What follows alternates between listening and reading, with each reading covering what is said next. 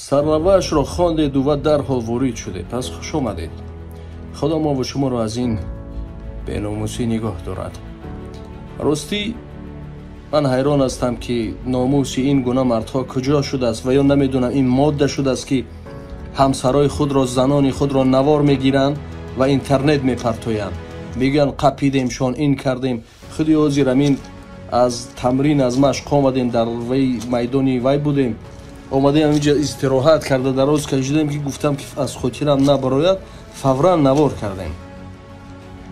که راستی به اینها گفتنی هستیم که آخر او نه تنها همسر شما از بگذار بد باشد چیکار کرد و نکرد پروا نداریم، اما همسر شما عنوان زنی تاجیک دارد، آبروی زنی تاجیک میریزد که بعدا باز به ناموساش هست که گرفته هم آنها رو دیگر تبلیغ میکنن این طرف اون طرف دیگر پهن میشد و میرود.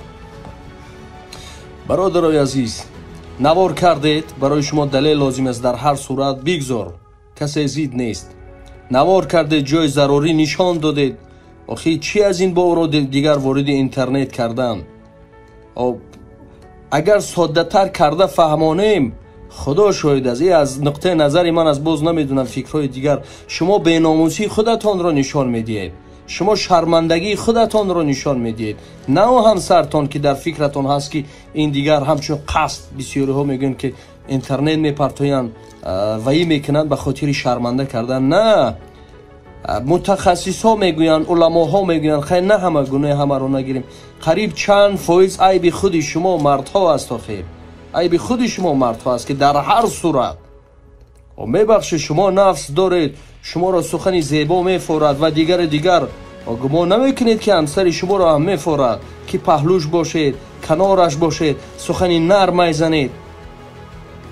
بعدن برادرای ما با همسر آنگونه معامله میکنند که انسان شرم میدارد، به نهایت دغل و دیگر با البته که هر کجایی که یک سخنی نرم میشنود یا دیگر یا بعدن در بیشتر زنهای خود را تنها میگذارون میروند، با هر راه خود را خنک میکنند، با هر راه خود را سبوک میکنند، با هر راه دیگر.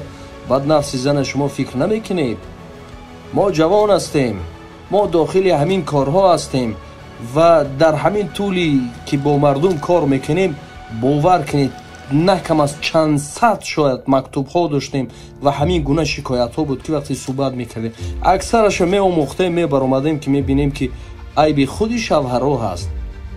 اکثر نه همه، اکثرش می دیدیم که عیب خودی شوهرها هستند. آخر خیلی کلین های خود را قپیدید، ینگه های خود را قپیدید، باز من نمیدونم چی کارها میکنید. آخر نکنید این کارها را، در اینترنت نپرتوید، آبروی زنی تاجیک را نریزانید. آخر در یک جا نشسته بودیم، به نهایت شرم می‌داریم که اینها دیگر پهن می‌شود، اینترنت از دیگر بی‌کنار است. جای ضروری نشان دادید، خیلی همون کارتان بود شد تمام. آخر چرا در اینترنت میگذارید؟ بیناموسی خودتان را عیان میکنید. این گونه مرد را ما حتی مرد هم نمی‌حسابیم. یک قصه طولانی بود، کوتاه کردن اخ میکنه. وقتی که یک معمای میشد از مرد میپرسیدن، مرد میگفت که من هیچ وقت سیر عائله‌ام را یا معمای عائلوی‌ام را به کسی نمیگم، گرچند دوستش بود. من کوتاه نقل کردم و بعدن که جدا میشود باز میاد میپرسد که خیلی چی شد، چرا جدا شدی؟ و گفت که اون وقت من نگفتم، او بر من نزدیک بود، زنی من بود، همسری من بود و این زمان من نمیگویم که او دیگر به من بیگانه است. من سیر بیگانه را برای تو نمیگویم. آخر کمی هم باشد ناموسی مردی را آموزید که چی گپ است و چی حال است و دیگر بسیار چیزها هستی از جانب آنها میشنویم، اما موضوع وسیع است. اکثرش خودی مردها عیب هستند که زنها را تنها میگذارند، معامله خوب ندارند با زنها، نمیدونه حتی چگونه معامله کردن با زنها. میگه زن آرام کننده قلب است، مردم برعکس هست. و کمی توجه کنید، کمی ناموس مردی کنید و در هر صورتی که معمای عائلوی شد، معمای عائلویتون چرا برای دیگران روشن میکنید؟ و دیگر یا عمر دیگر هم خوشتامن سیام کمی دوان میدارند میبینیم، یا عمر دیگر هم زنها بینن میگویند که همین بود کلینش و یش کرده بود، شرمندش کرده بود، این بود، شما را شرمنده میگویند، یا برعکس دیگر. آخی شیطان در 7 قبط زبین یک عنوان دارد. با هر همین ملائکه ها را درس میداد. یک عنوان وی، یک همون مرتبه وی بسنده است که انسان چیکار کند، این طرف و آن طرف کند. و آخی وی این طرف و آن طرف میکند، سرها را وی میکند، جلب میکند. اکثرش همین تلفن ها است. بعد دیگر هم میبینند که یکون سخنی نرم یا یکون چیز دیگر. در همین طول کاریمان خدا بخشد این سر را ما برای آشکار کردن وی نمیگیم. چندین شوهردارها بود که دیگر که چیکار میکردن، میگشتن. هم شما نمیدونم که چی گپ بود، چی حالت است. و دیگر این یک موضوع الهیده است. اما نوار کردن را ای مردم بس کنید. ای نفرایی که تبلیغ میکنید بر همین چیزها را نکنید. به ناموس و آبروی زنامون اقلا حفظ کنیم. به ناموسی با در کجاها نیست. و در این سمت لا اقل کمی پیشگیری کنیم و خودداری کنیم. خدا ما و شما را در پناهش نگاه دارد.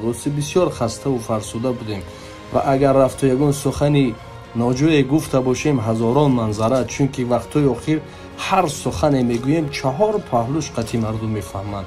در این طول کار و فعالیتمان رو باور کنید با چی ها و این نشده بودیم، این و دیگر او برزمی همه صبر و طاقت کردیم.